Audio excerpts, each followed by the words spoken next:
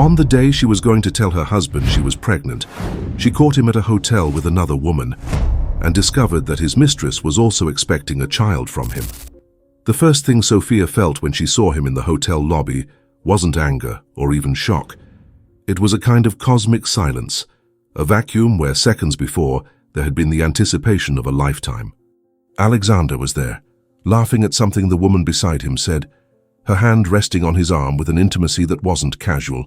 And in Sophia's purse, the small pregnancy test with its 2 blue lines felt like it weighed a ton, a secret dying before it even had a chance to be shared.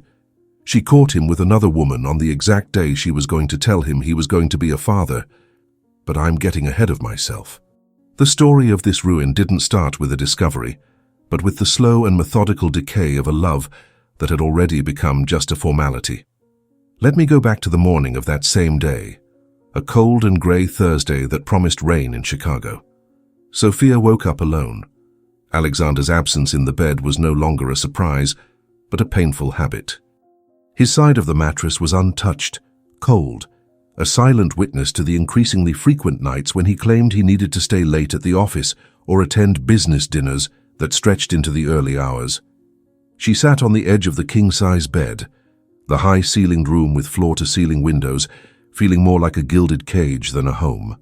The apartment, a luxury duplex in the Gold Coast neighborhood, was a masterpiece of modern architecture, a project she had designed herself in the early years of their marriage. Every clean line, every designer piece of furniture, every artwork on the wall was an extension of her talent. But lately everything seemed sterile, devoid of life. It was a showroom, not a house. That morning, however, an electric current of hope coursed through her body, a stubborn force that refused to yield to cynicism. A 2-week delay, followed by persistent nausea that had been hounding her for days, led her to take the test as soon as the sun rose. Hidden in the marble bathroom, a sanctuary of solitude within her own home, she waited the longest 3 minutes of her life, her heart pounding against her ribs with a force that seemed to want to escape. When the 2 blue lines materialized, clear and unmistakable, a wave of emotion hit her with the force of a tide. Hot tears streamed down her face, tears of relief, of fear, but above all, of an overwhelming joy she hadn't felt in years. A child. Their child. Maybe this was it, she thought, clinging to the idea like a shipwreck survivor to a piece of driftwood. Maybe it was the missing link, the glue that would bind the pieces of a marriage that was unraveling in silence. A baby could fill the emptiness of that apartment, the silence of their dinners, and the distance that had settled between them like a thick, cold fog.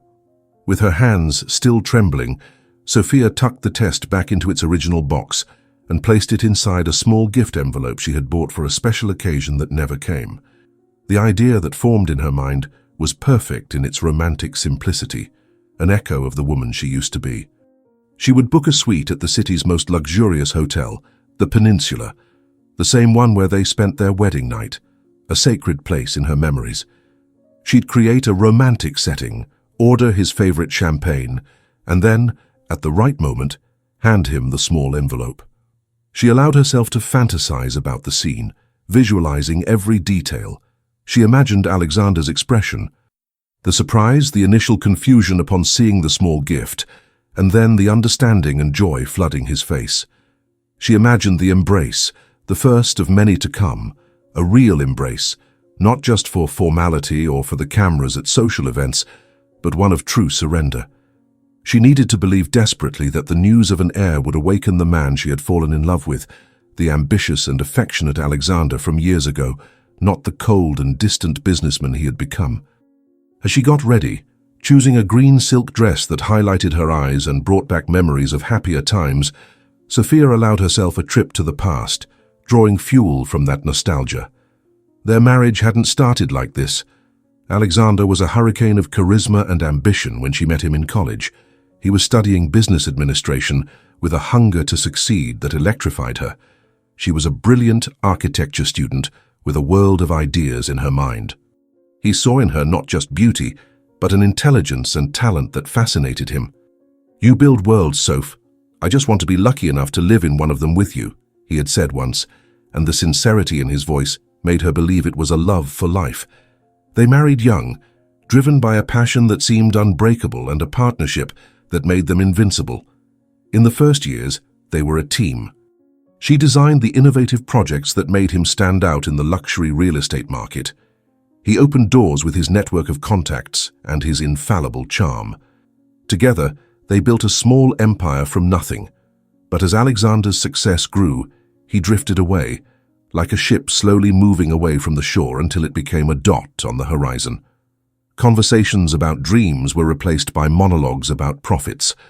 Affectionate touches gave way to hurried nods. The marriage became a facade partnership, maintained for appearances, social dinners, and a shared last name that sounded increasingly hollow. She picked up the phone, her heart beating an anxious rhythm.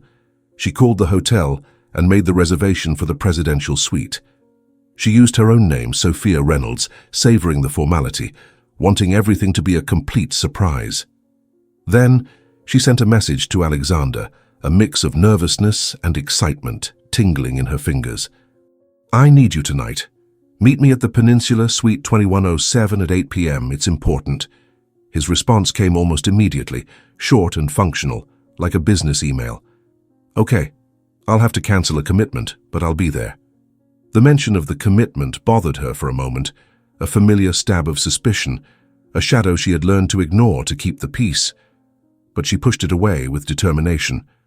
Not today. Today, everything would be different. The news she carried was too powerful to be overshadowed by old insecurities. Arriving at the hotel an hour early, Sophia's heart was pounding unevenly against her ribs. The imposing lobby, with its massive crystal chandelier and the subtle scent of lilies in the air, brought a bittersweet wave of nostalgia. She headed to the check-in desk, her designer purse containing the envelope that would change everything. "Good evening.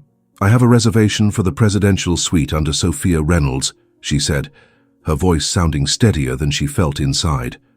The receptionist, a young woman with a professional and efficient smile, typed something into the computer. Her expression changed subtly, a slight furrow in her brow. "Mrs. Reynolds, just a moment, please." The pause stretched too long. The receptionist seemed uncomfortable, looking from the screen to Sophia and back to the screen. "Ma'am, I'm sorry, but it seems there's already been a check-in for this suite about an hour ago." Sophia felt the ground waver beneath her feet. "There must be some mistake. The reservation is in my name. I just arrived." The young woman cleared her throat, clearly embarrassed by the situation. "Yes, ma'am, I see that here, but your husband, Mr. Alexander Reynolds, has already gone up. He said you'd meet him later." A chill ran down Sophia's spine. A dark premonition she had spent years ignoring, but that now screamed in her mind. Alexander was already there? But he said he'd have to cancel a commitment. Why would he arrive so early? And why didn't he tell her? A bad feeling, an intuition sharpened by the pain of repeated disappointments began to take shape. Was he alone? She asked, her voice almost a whisper, dreading the answer. The receptionist looked away, a clear sign that the answer wasn't good. "He was accompanied by a young lady, ma'am. I assumed she was an assistant or colleague." An assistant, a colleague. The worn-out excuses Alexander always used echoed in her mind. But bringing her to the suite she had reserved herself, the audacity, the cruelty of the act was almost unbelievable. Sophia's blood boiled and froze at the same time. The hope that had sustained her all day shattered, turning into a cold and cutting fury. She didn't need any more confirmation. She already knew, but she needed to see. She needed the last drop of denial to be crushed by reality. With a frightening calm that surprised her, she took the keycard the receptionist extended to her. "Thank you," she said, her voice devoid of any emotion. Each step toward the elevator was heavy, methodical. The envelope in her purse now seemed like a bad joke. On the way to the 21st floor, she was no longer a wife about to share the greatest joy of her life. She was a woman walking toward the scene of a crime where the victim was her own future. Sophia and Alexander's marriage hadn't died from a sudden blow but from 1,000 small cuts, a slow hemorrhage of intimacy and respect that stretched over years. The woman now riding that elevator, with her heart turned to a stone of ice and the keycard in her hand like a weapon, was the final product of a long and painful erosion. The coldness that had settled between them wasn't a recent phenomenon. It was a complex ecosystem, cultivated in the fertile soil of Alexander's unchecked ambition and Sophia's silent complacency. She had become a spectator in her own life, watching the man she loved transform into a stranger who slept beside her, when he slept. The apartment in the Gold Coast, which should have been a monument to their success, became the symbol of their failure. It was a vast and silent space where conversations were functional and smiles choreographed. Dinners, when they happened, were often interrupted by urgent calls or the ghostly presence of Alexander's smartphone on the table, an invisible but insurmountable barrier between them. Sophia remembered with painful clarity when the change began. It was about 5 years ago when Alexander's development firm closed its first truly billion-dollar contract. That success, instead of uniting them in celebration, marked the beginning of their separation. Alexander was consumed by a new cast of business partners, a world of power and excesses, where Sophia, with her artistic sensitivity and disdain for superficialities, didn't fit and didn't want to fit. He started traveling more, attending events where she wasn't invited, under the pretext that they would be too boring for her. At first, she accepted it. She trusted him and valued her own space. But the space between them began to widen, turning into an abyss. The nights he came home smelling of a perfume that wasn't hers, with discreet lipstick stains he hastily wiped away, became more frequent. The excuses were always plausible: an effusive client, a spilled toast, a long night of negotiations. And Sophia, out of love, out of fear of confronting the truth, and out of a loyalty bordering on denial, chose to believe. She became an expert at not asking questions whose answers she didn't want to hear. She learned to interpret the silences, to decipher the half-truths. Their routine became a ballet of evasions. He became a master at compartmentalizing his life, keeping his world of business and secret pleasures completely separate from the facade marriage he presented to the public, and she in turn dove into her work. If Alexander could build an empire of concrete and glass, she would build a refuge within herself. Her projects became bolder, more introspective. She spent sleepless nights in her home office, drawing, creating, pouring onto the drafting board, the passion and pain that could no longer be shared. Ironically, his distancing made her an even better architect. Her art became her only confidant, the lines and shapes in her designs expressing the melancholy and strength she couldn't verbalize. They were two strangers, living under the same roof, united by a last name and social convenience. Sophia's loneliness was a particular kind of hell. It was a public loneliness. At social events, she played the role of the perfect wife with an actress's skill. She smiled when needed, shook the right hands, kept intelligent and charming conversation. No one suspected the farce. To the world, the Reynolds were the golden couple, the perfect blend of beauty, brains, and power. Alexander seemed to adore her in public, always with his hand on her back, whispering something in her ear that made others smile. But as soon as the car door closed, the mask fell. The silence returned, heavy and oppressive. He picked up his phone and she looked out the window, each in their own world. This duplicity was killing her inside. She felt like one of her own models, perfectly constructed on the outside but hollow and empty within. There were moments when she tried to break the cycle, nights when, driven by a wave of desperation and longing for what they once were, she tried to reconnect. "Alexander, let's take a trip. Just us two, like old times," she suggested once, months before that fateful night. He looked at her over the laptop screen, his expression vaguely irritated by the interruption. "Soph, I'd love to, but I'm in the middle of the launch of the River North project. It's impossible now, maybe next semester." The next semester never came. It was an empty promise, a carrot dangled in front of her to keep her quiet.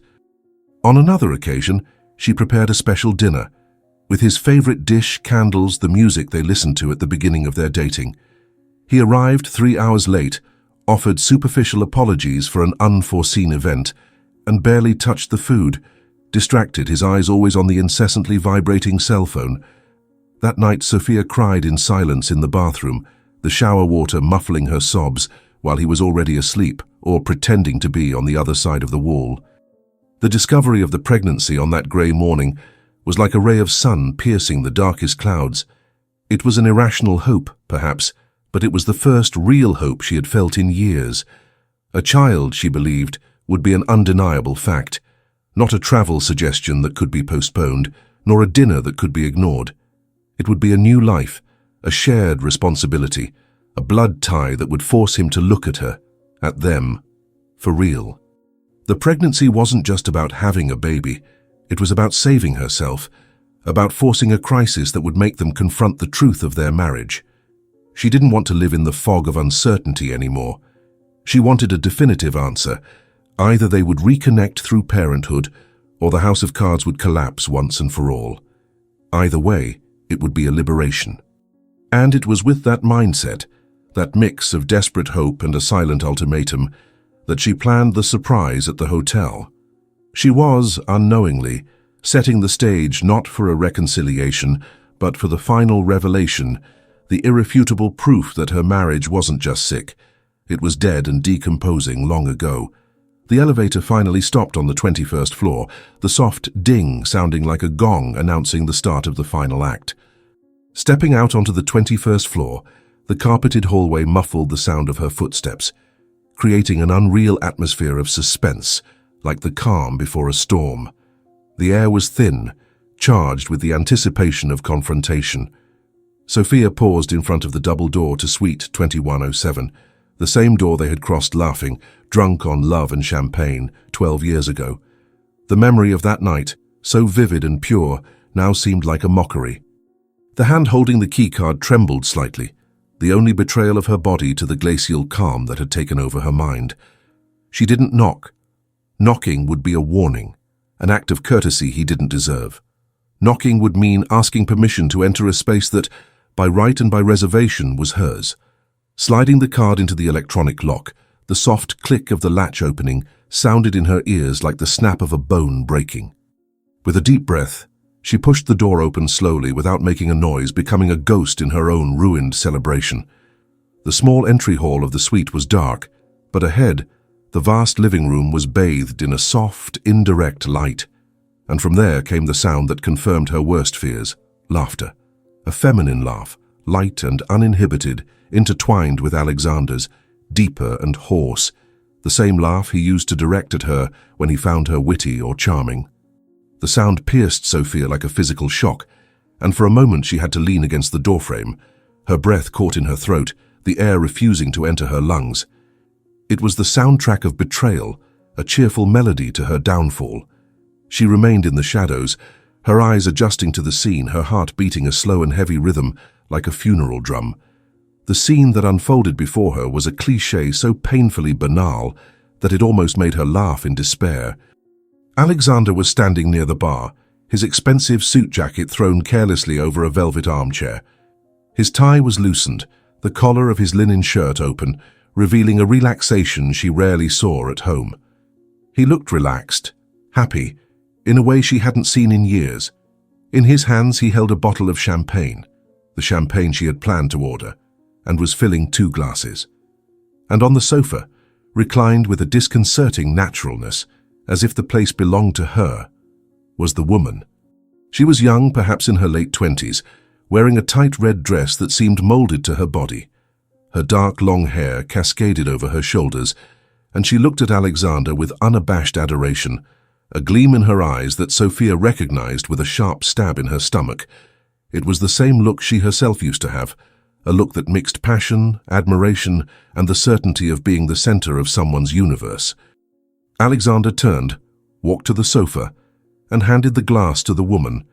He leaned in, and their lips met in a kiss that wasn't rushed or guilty, but long, slow, and full of a familiarity that spoke of months, perhaps years, of secret encounters. They didn't see her. They were completely immersed in their own world, a parallel universe built on the ruins of Sophia's marriage. It was at that moment that the fury finally broke through the surface of ice. A wave of heat rose in her chest, burning her throat. The envelope in her purse with the pregnancy test inside seemed to mock her. The life she had imagined that morning, a baby, a restored family, a second chance, evaporated before her eyes, replaced by this sordid and vulgar reality. She took a step forward, emerging from the shadow of the entry hall into the soft light of the room. The heel of her shoe clicked against the marble floor with a sharp, clear sound. The sound, though small, was enough to shatter their bubble of intimacy. Alexander pulled away from the woman abruptly, his body tense, his face turning toward the door. His eyes widened in pure shock, the color draining from his tanned face. The expression of relaxed pleasure was replaced by a mask of abject panic. The woman, whose name Sophia didn't yet know, followed his gaze, confusion stamped on her pretty face. "Alexander, what's wrong?" she asked, her voice still melodic, oblivious to the storm about to break. And then she saw Sophia, standing at the entrance to the room, like a spectre, an apparition dressed in green silk, her face a blank canvas where any emotion could be projected, except the one she really felt. Absolute emptiness. Sophia. Her name escaped Alexander's lips like a choked whisper, a confession and a denial at the same time. He took an instinctive step away from Isabella, a pathetic gesture of distancing that only made his guilt more evident and grotesque. What are you doing here?" The stupidity of the question was so overwhelming that Sophia almost smiled. The irony was so thick it could be cut with a knife. "What am I doing here?" she repeated, her voice dangerously calm, each syllable cutting like a shard of glass. "I booked this suite, Alexander. For us. For a surprise." She let the word surprise hang in the air, loaded with all the weight of its lost meaning. Her gaze then moved, slow and deliberate, to Isabella, who was now on her feet, embarrassment and fear beginning to take over her expression. The young woman looked from Alexander to Sophia, the gears of her mind turning noisily as the truth of the situation settled in. She wasn't the special guest. She was the other. "I should be asking what you two are doing here. In the suite I paid for. Drinking the champagne I probably paid for too." The sarcasm in her voice was a sharp weapon, and she saw Alexander recoil as if physically struck. "Soph, I can explain," he began, reciting the first line from the Universal Manual of Guilty Men. He raised his hands in a gesture of appeasement, his face contorted in a desperate attempt to look remorseful. "It's not what it looks like." Sophia let out a laugh, a dry and joyless sound that echoed in the luxurious room, a sound that seemed to come from far away. "It's not what it looks like. You're in a hotel room with another woman, Alexander. A room I booked to celebrate something you'll never know what it is. What exactly am I not understanding? The semantics of adultery." She walked slowly into the room, her gaze fixed on him, deliberately ignoring Isabella's presence, treating her as a mere detail in the scenery of her humiliation. Each step was measured, a predator approaching its cornered prey. She stopped in front of him, so close she could smell Isabella's perfume mixed with his, a nauseating combination that would be etched forever in her memory. "How long, Alexander? How long have you been making a fool of me?" He couldn't hold her gaze. His eyes shifted, cowardly, focusing on some point over her shoulder. "That doesn't matter now. Let's talk at home, please." The attempt to control the situation, to postpone the inevitable to the comfort of his territory, only fueled her fury. "No, we're going to talk here. Now. And she's going to hear." Sophia finally turned to Isabella, who seemed to have shrunk, the earlier glow completely extinguished, replaced by a pale fear. "And you? What's your story? Did you know he was married?" Sophia's question hung in the air, loaded with a judicial weight. She didn't ask it out of curiosity, but as an act of power transfer. By addressing Isabella directly, she effectively removed Alexander from the equation, treating him as an inanimate object, the prize disputed by two women. For a moment, the focus of the room shifted from him, the traitor, to her, the mistress. Isabella, caught in the crossfire, looked at Alexander, seeking help, direction, anything. But Alexander was paralyzed, a mute spectator in his own disaster, unable to formulate a sentence that wouldn't incriminate him further. He was a captain whose ship was sinking, and all he could do was watch the water rise. Seeing that no help would come from him, Isabella turned to Sophia, her face streaked with silent tears that were beginning to flow. Her posture wasn't one of defiance, but of a frightened surrender, that of someone realizing she was just a pawn in a much larger and dirtier game than she imagined. Isabella's voice was a trembling thread of sound, almost inaudible. He told me he was getting a divorce. The words, though a cliched staple in the infidelity manual, hit Sophia with the force of a brutal confirmation. It wasn't just an affair, a misstep. It was a plan. There was a narrative, a carefully constructed lie to seduce and keep that woman by his side. He said your marriage was just a business contract, Isabella continued, the words pouring out as if the dam of her secret had broken. That you hadn't slept together in years. That it was only a matter of time until everything was official. He said he loved me. Each sentence was a knife, twisting the wound in Sophia's heart, confirming not just the physical betrayal, but the emotional one, the complete annulment of their shared history. Alexander had rewritten their past to pave his future with someone else. Sophia absorbed it all in silence, her face impassive. The pain was immense, but beneath it, a new sensation began to emerge, a cold and cutting clarity. She saw Alexander for what he really was, perhaps for the first time. Not the charismatic and brilliant man she had fallen in love with, nor the distant and negligent husband he had become, but a pathological liar, a moral coward who built his happiness on the deception of others. He wasn't complex, he was simply weak. And as Sophia processed this final devaluation of the man she had once idolized, Isabella, in a last act of desperation to justify her own position, to convince herself she wasn't just a passing fling, delivered the coup de grace. The blow that neither she nor Alexander nor Sophia could have anticipated. With an almost unconscious gesture, a primordial instinct, Isabella brought her hand to her own belly, a protective motion that Sophia understood on a cellular level. And then, she said the words that sealed the fate of everyone in that room, the words that turned a drama of betrayal into an epic tragedy. "I wouldn't have done this if it wasn't serious," she whispered, her eyes fixed on Sophia's, as if begging for some kind of understanding or absolution. I'm pregnant, Sophia. I'm having his child." Sophia's world stopped spinning. The air was sucked from her lungs with the force of a vacuum. The sound in the room vanished, replaced by a high-pitched, deafening buzz in her ears. Pregnant. The mistress was pregnant too.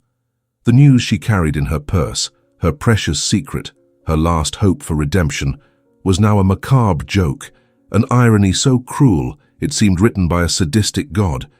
She wasn't bringing the news of an heir, she was just bringing the second one. Alexander wouldn't be a father for the first time. He would be a father twice, to two different women, at the same time. The grotesque symmetry of the situation was of incalculable psychological violence. It was as if the universe was mocking her suffering, mirroring her greatest joy in the living proof of her greatest humiliation. If Isabella's confession was a bomb for Sophia, for Alexander it was an apocalypse. He looked from Isabella to Sophia, and back to Isabella, his face a mask of pure terror. "Pregnant?" he choked, the word coming out with a breath of disbelief. "Are you pregnant? How?" His reaction, the genuine ignorance in his voice, was the last piece of the puzzle. He didn't know.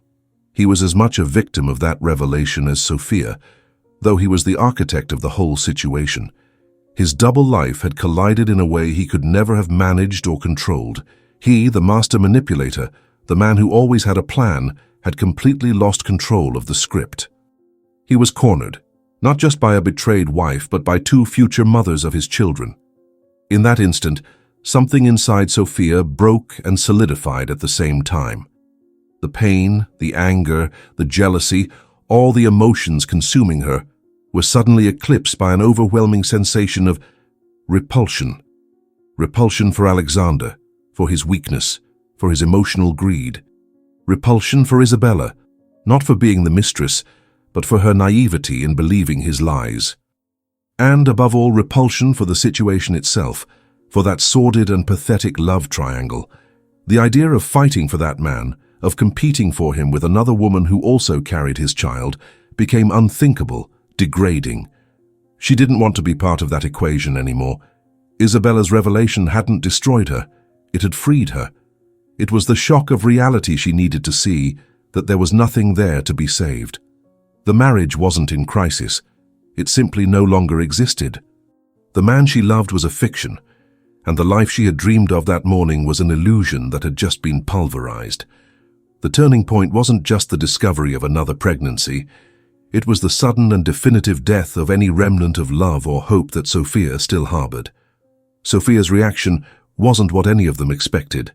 The predictable script of a betrayal drama would call for screams, sobs, hysterical accusations, perhaps even violence. But Sophia did none of that. The pain that pierced her was so deep, so seismic, that it transcended any conventional expression of suffering. Instead of exploding, she imploded.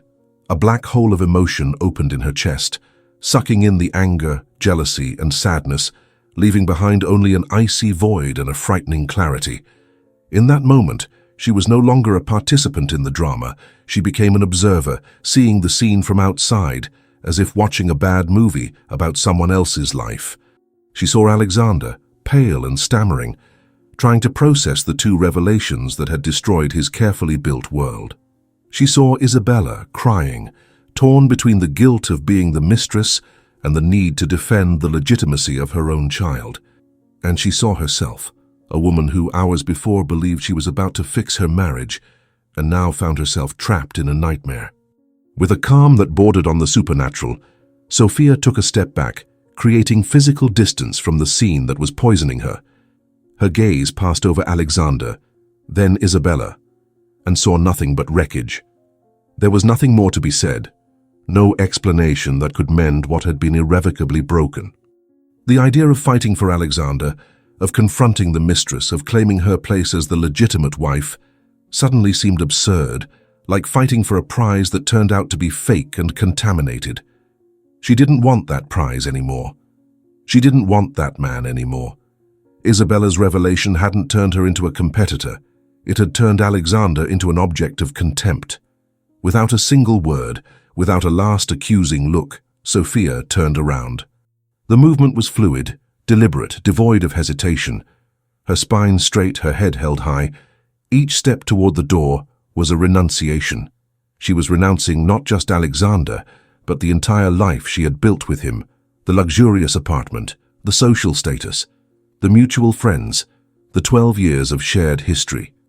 It was an amputation, and she knew the phantom pain would haunt her for a long time, but the gangrenous part needed to be cut off for the rest to survive. "Sophia, wait."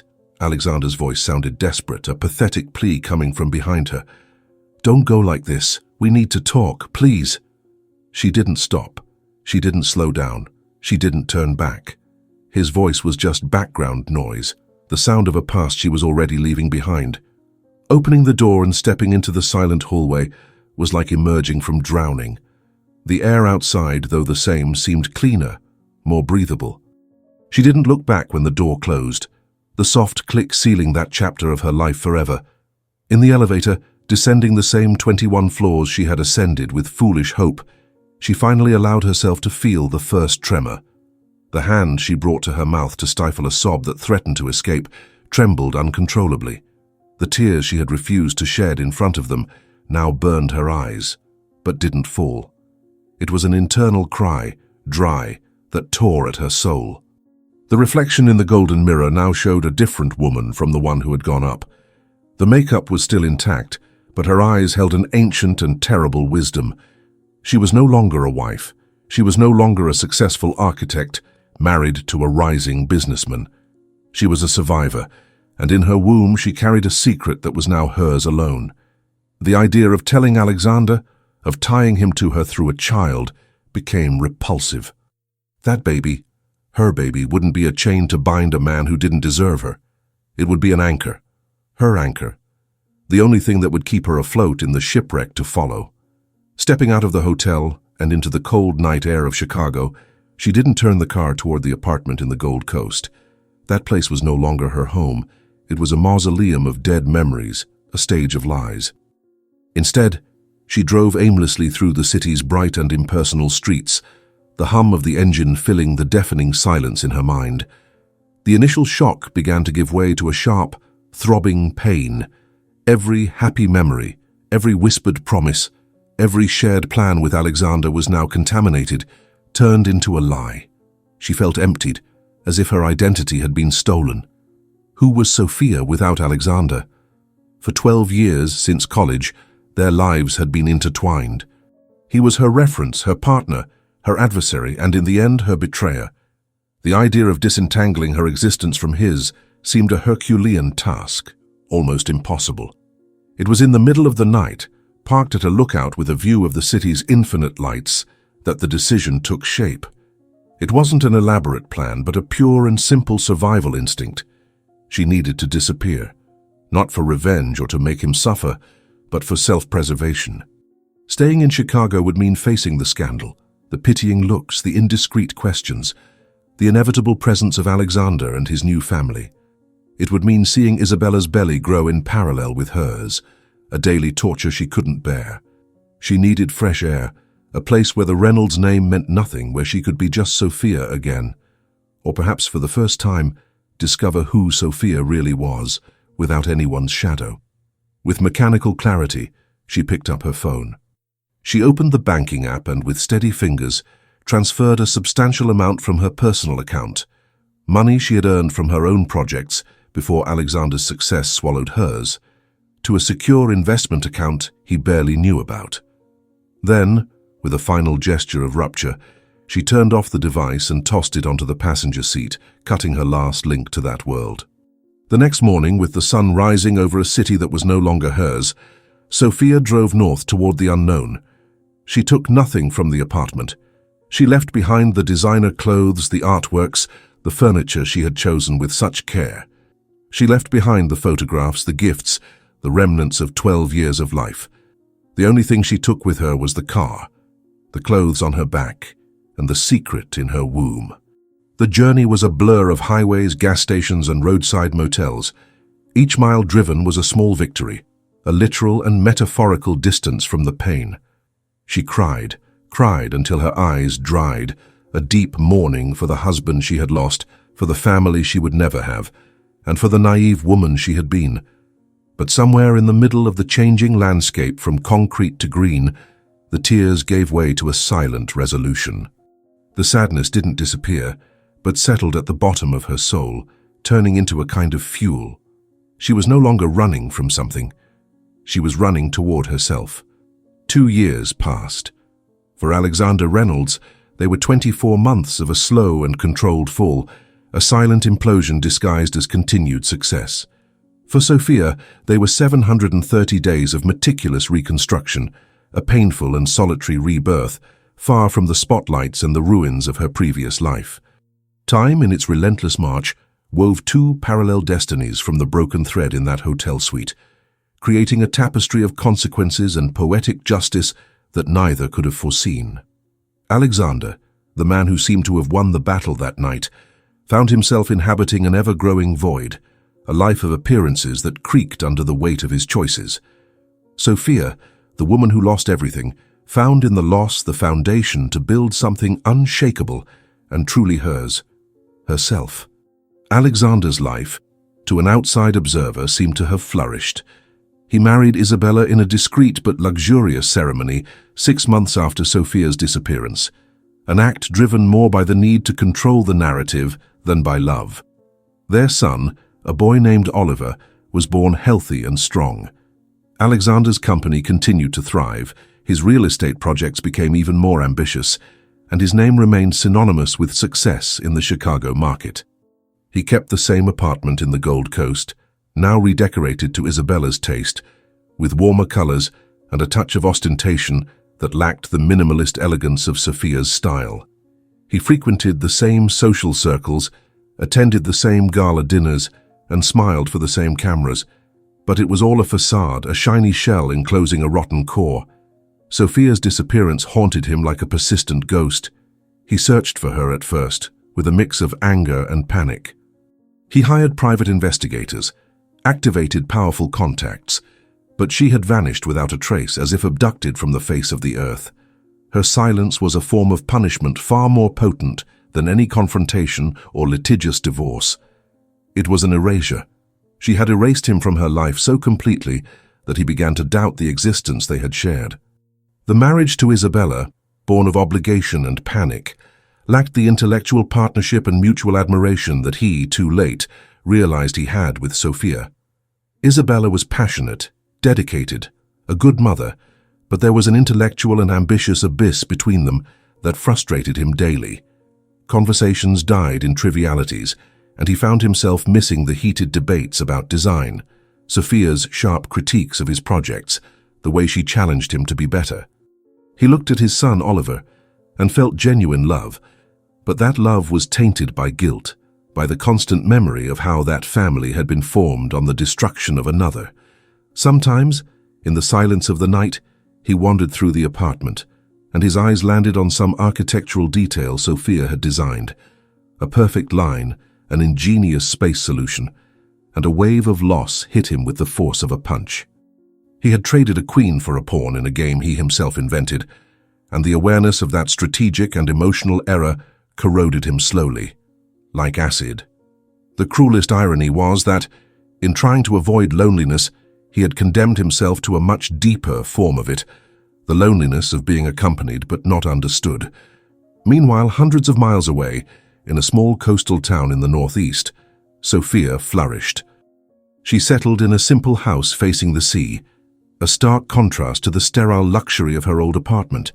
The salty breeze and the constant sound of waves seemed to cleanse her mind, washing away the toxic memories. The pregnancy, lived in seclusion and peace, culminated in the birth of a boy whom she named Noah. He had her eyes, but Alexander's stubborn smile, a bittersweet reminder she learned to love as part of her son, not as a connection to the father. Being a mother transformed her. The unconditional love for that little being filled the empty spaces the betrayal had left, giving her a purpose that transcended career, status, or recognition. Noah became her north, her anchor, and her greatest joy. Life was simple, but full. What started as a therapeutic hobby, designing furniture with reclaimed wood she found in the area, gradually became a vocation. She created a brand, Tide, and began selling her creations online, using only her first name, Soph. Her pieces had an authenticity, a story, that resonated with an audience tired of mass production. Without the pressure to build an empire focused only on the beauty and functionality of each creation, she produced the best work of her life. The epilogue of this silent 2-year story happened on a Tuesday night. Alexander was at home in the apartment's office, trying to focus on a cost spreadsheet that seemed meaningless. Isabella and Oliver were asleep. The television was on a business news channel, the volume low, more like background noise. The programming was interrupted for the live broadcast of the country's most prestigious design award. Alexander didn't pay much attention until the host announced the main category, Furniture Designer of the Year. Several well-known names were listed, and then a name that was both unknown and familiar. And the big winner, the revelation of the year with her brand Tide, is the designer Soph from the northeast coast. Alexander lifted his eyes from the spreadsheet, curiosity piqued. The camera focused on a woman in the audience rising to receive the award. For a moment his brain didn't process the image. The woman was different, her hair shorter, her skin tanned by the sun, the dress simple but elegant. But then she smiled at someone beside her before ascending the stage, and in that smile, Alexander saw 12 years of his life flash before his eyes. It was Sophia, older, stronger, but unmistakably her. The air left his lungs. He stood up, approaching the TV screen as if he could touch her. Sophia ascended the stage, her posture confident, the calm of someone exactly where she should be. She accepted the heavy trophy, and the auditorium erupted in applause. She approached the microphone, and silence took over the theater.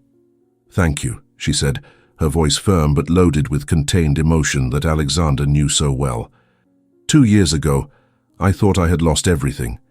I thought my life as an architect and designer was over. But sometimes the world we know has to crumble so we can build something true in its place. She paused, her gaze sweeping the audience, but seeming to see far beyond. I dedicate this award to my greatest creation, my greatest inspiration, the reason I rediscovered the strength to create not just furniture, but a new life. I dedicate this award to my son, Noah. The word son hit Alexander with the force of a tidal wave. Noah. A son. The blood froze in his veins. The math was simple and brutal. 2 years. The timeline aligned perfectly with her disappearance, with the night she had booked the suite for a surprise.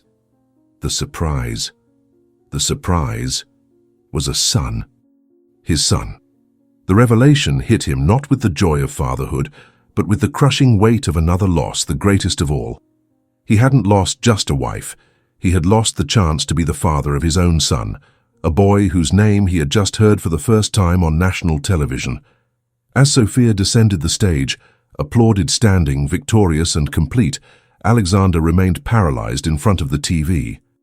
Her radiant image contrasted violently with his own figure, a rich and powerful man, but fundamentally destroyed inside. He looked around the luxurious apartment, at the life he had chosen, and saw only a gilded prison. He had won the business world, but lost the only thing that really mattered. Sophia's victory wasn't a planned revenge, it was the natural consequence of her resilience, and that was the most devastating poetic justice of all. She didn't need to destroy him. She just left him behind and he unraveled on his own.